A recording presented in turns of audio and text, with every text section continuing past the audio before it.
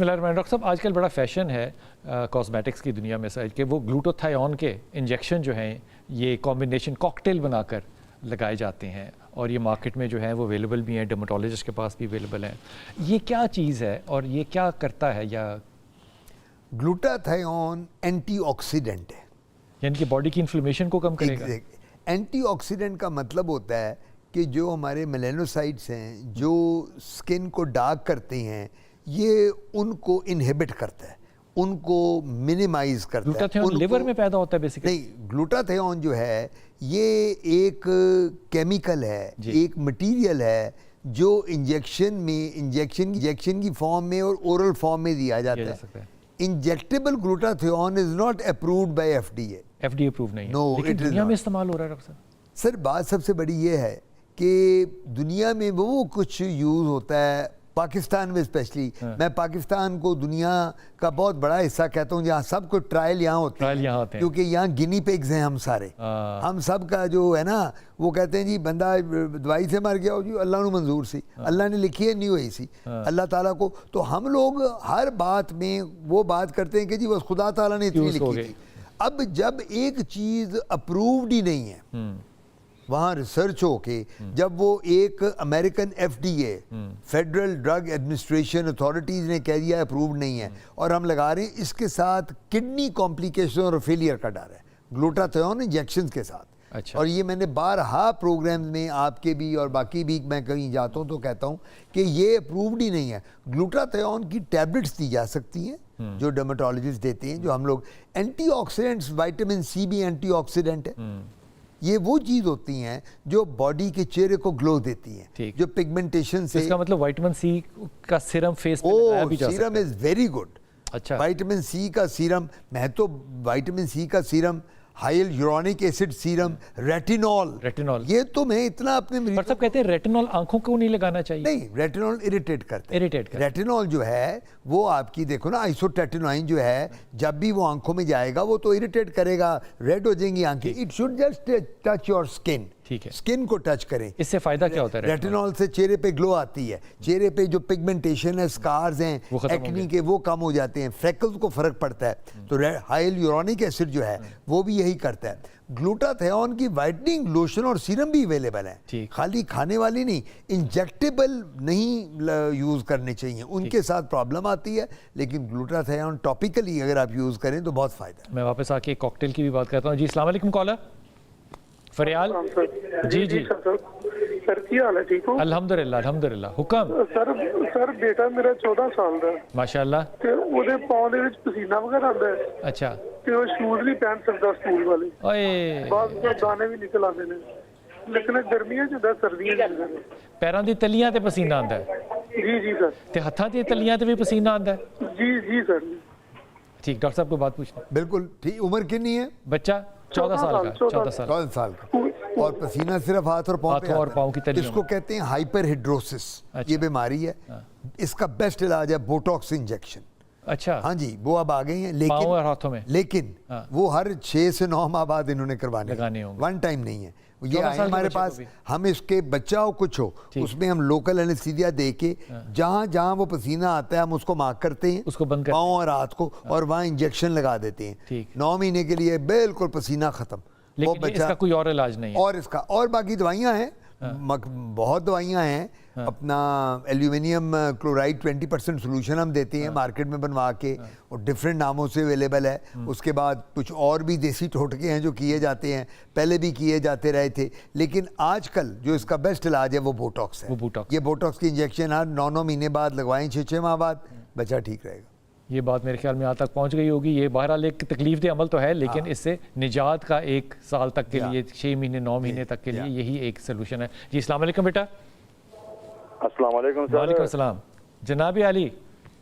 क्या हाल है सर? ठीक ठाक हो सर? अल्हम्दुलिल्लाह। सर ये एक आपसे बात करना था। बिस्मिल्लाह।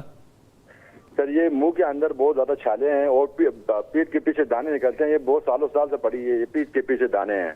पित्त के यानी जिस्म के पीठ के पीछे दाने निकलते हैं, वो खत्म होते ही नहीं, और मुंह के अंदर छाले भी बहुत ज्यादा है। बच्ची की है। आपके निकलते हैं किसी और के? मेरे मुंह के अंदर छाले हैं जी, मैं मोहम्मद सलीम बात कर रहा हूं। मुंह के अंदर छाले हैं, काफी दिन महीना हो गया, खत्म नहीं हो रहा है। इनमें पीप भी पड़ती है? हाँ जी, मुंह के अंदर छाले नहीं होते सर, छाले। हाँ, छाले मतलब पस वाले छाले हैं? हाँ, फर्स्ट वाले छाले सर। जो कमर के पीछे हैं वो भी पस वाले हैं? नहीं नहीं, वो कमर के पीछे वो नहीं, वो छोटे छोटे दाने हैं, छोटे छोटे छोटे छोटे दाने हैं। आपकी वो उम्र निकलते कितनी हैं, है? वो खत्म हो जाते हैं, निकलते हैं, खत्म हो जाते हैं। उम्र कितनी है आपकी? मेरे 34 साल। 34 साल। आप गज़ा के अंदर बाहर की गज़ा लेते हैं कुछ ज़्यादा? क्या सर? को बाहर का खाना ज़्यादा खाते हैं? नहीं सर, मैं फौज में हूँ सर, फौजी में हूँ मैं, उधर दाल छाल ही खाते हैं। हाँ सर।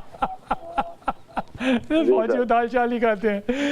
अच्छा ठीक है, डॉक्टर साहब कुछ पूछना चाहते हैं? आपको शुगर तो नहीं है? नहीं सर, शुगर नहीं है सर। और कोई बीमारी, कोई blood pressure, cholesterol, uric acid, कोई हार्ट प्रॉब्लम? कुछ भी नहीं है सर, मेरा बिल्कुल सर ये आपको दाने। ठीक मैदे का मसला है? कोई पेट में कोई एसिडिटी, तदाबियत रहती हो, या कोई आपको डकार आते हो, खट्टे डकार आते हो खाना खाने के बाद? नहीं सर, पेट के अंदर कोई ये जो कब्ज का मसला रहता है, बार कब्ज का मसला। ठीक। सिगरेट पीते हैं? नहीं सर, सिगरेट नहीं पीते हैं। ठीक, मैं जवाब दे देता आपको कहना चाहिए था कि सिगरेट अफोर्ड ही नहीं कर सकता। सिगरेट कहाँ से पीनी है?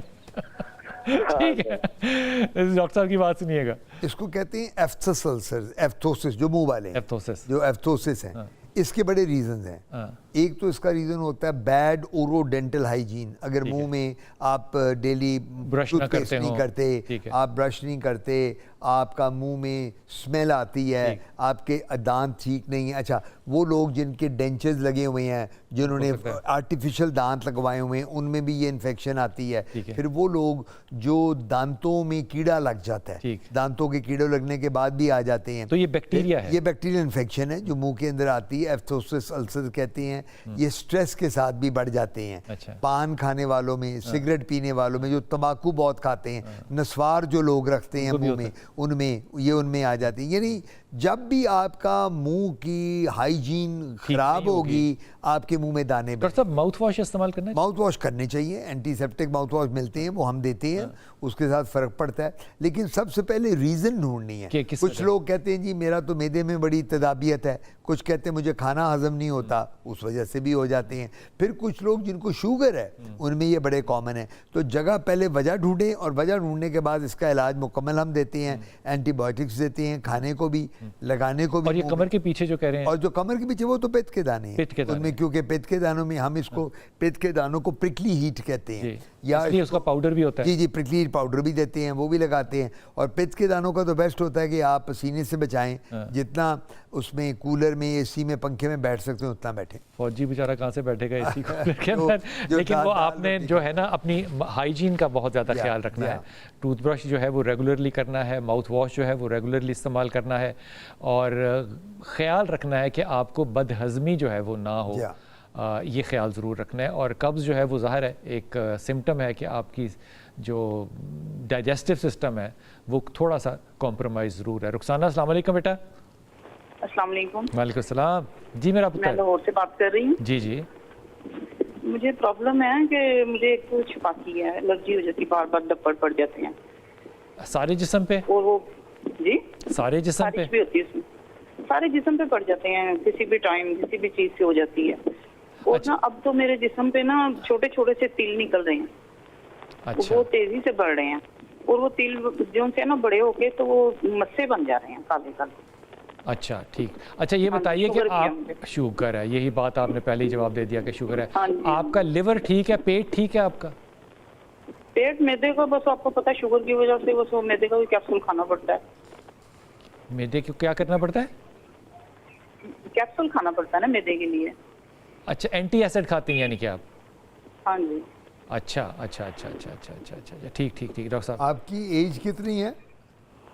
मेरी 52 है। 52। हाँ।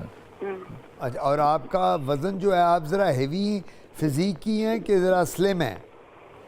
स्लिम ही हूँ मैं, ठीक ठीक। मोटी नहीं हूँ। ठीक। बस अच्छा जी, सबसे दरमियानी सी हूँ बस। ठीक। सबसे पहले तो ये देखना है कि इन्होंने खुद नोट करना है तरप्पड़ ये जो ये पढ़ते किस हैं चीज़ से पढ़ किस रहे हैं? चीज़ से हैं।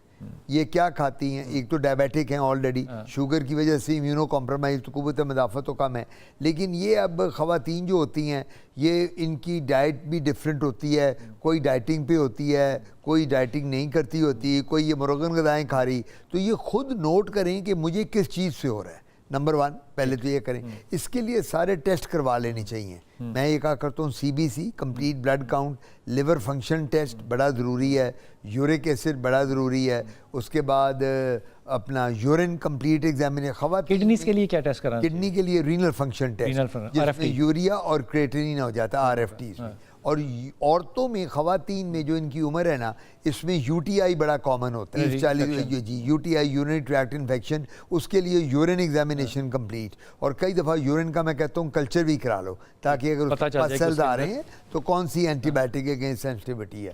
तो ये अगर ये टेस्ट सारे करा लें और पता चल जाए कि खुदा ना खास्ता इन टेस्ट में कोई मसला है, तो फिर आप डॉक्टर से कंसल्ट और अपनी गायनोकोलॉजिस्ट से ज़रूर बात करें।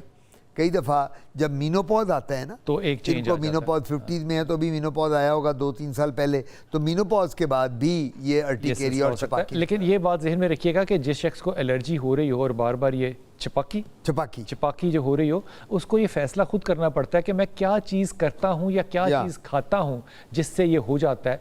उससे एलर्जी जो है वो हर किसी की अलग अलग हो सकती है। हमारे यहाँ बहुत से लोगों को ग्लूटन से एलर्जी होती है, ग्लूटन मुझे खुद एलर्जी होती है, लेकिन ये ढूंढना खुद पड़ता है, कोई ढूंढ नहीं सकता आपको। उसकी इंडिकेशंस होती हैं, बॉडी के अंदर बहुत से सिम्टम्स चेंज होने शुरू हो जाते हैं।